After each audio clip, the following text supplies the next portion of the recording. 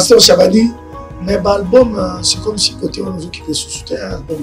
Non, non. Tu as la salon d'adoration, mais aussi c'est déjà presque album. Ok. Album intitulé Salon d'adoration Yesu Likonzi.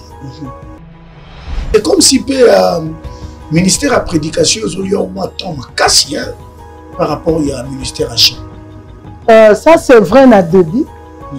Na début parce que je ne voulais pas un ministère à prédication.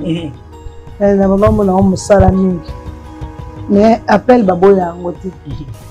Tango papa nanga batie biso mafuta na saluer papa Motolanza Mekiluba Théophile.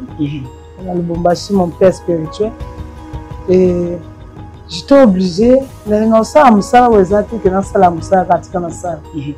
Na nuit, au ça, Amsa, le coupé sans âme, le coupé, et cause là, na impact na bon mon abat. Au bat, Mousso, au éco dans la pastorale, au Kanisi, ils ont le monto à l'oyenge, non, ils ont le l'oyenge. Sauf qu'il y a une single à compona entre musique et pastorale. Tantôt espérant d'en prendre la musique. Bah, graine de grâce aux Mozala qui nous a sous-souté. Dans sa lecture, et Zamingi, continue la musique chrétienne comme business. Ok.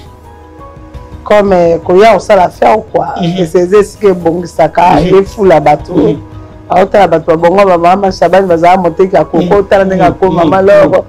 Papa Patrice Koutinga le baka déjà témoignage d'un autre la bateau nous salut et ngapé na yemba kitoko.